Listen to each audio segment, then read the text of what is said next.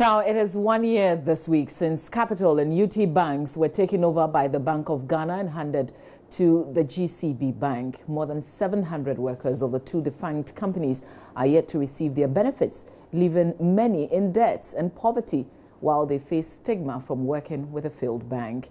In the following report, my colleague Justice Baidu followed a former manager of Capital Bank who now grills pork after losing his job.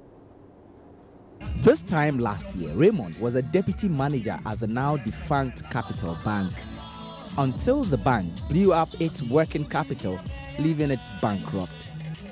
New owners of the bank had promised workers like Raymond job security. That did not happen. He was sacked, and 1 year on, he's yet to be paid his benefits. I'm not the type of person who wants to be idle. So I find it difficult to cope with the current situation now. Cooking has been one of my passion and growing up. So I started what we call the Rat Kitchen, where I supply foods to people at financial institutions. So we come up with a menu, you choose, and then normally too I do more often grilling during the weekend for people at functions. This is the Bank of Ghana headquarters, from where the fate of Capital and UT Bank was decided in August of 2017. 1 year on, 5 more banks have collapsed. With a scandal that has hit the sector in the last 2 weeks, no one knows who the central bank will be going after next. And that has left thousands of people working in the banking sector sitting on tenterhooks.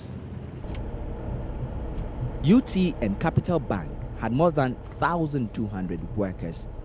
Most of them have been sacked since the bank's collapse, but many of them, afraid of victimization by their old employers and prospective ones, have been forced into silence.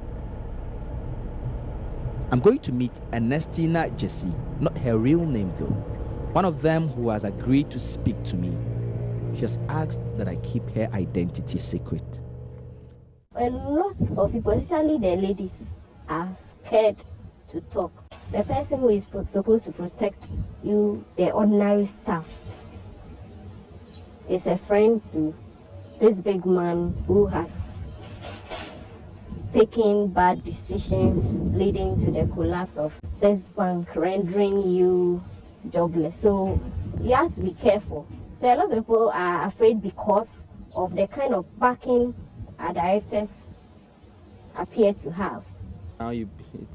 Ernestina, a single mother of one, worked with Capital Bank for 7 years, including the days when it was just a savings and loans company. Now she says she cannot even afford to pay her hospital bills. I haven't been lazy. For 10 years, I have not stayed home for a full month without going to work. So God knows that I am not lazy. So if I have put in 10 years of my youth to work, and through no fault of mine, my company has collapsed, I believe God has seen my plight and will make a way.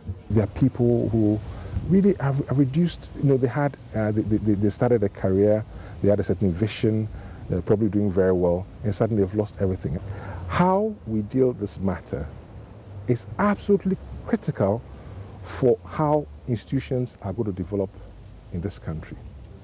Because if what the reports that have come out are true, then we are on the verge of creating an oligarchy in this country. Somebody steals a chicken and it's in remand for, and he stays in remand for 3 years, 4 years. I mean, and somebody's accused of taking over 15% of our national income. This should go to court, and all of us should see that a trial, the state has prosecuted this thoroughly.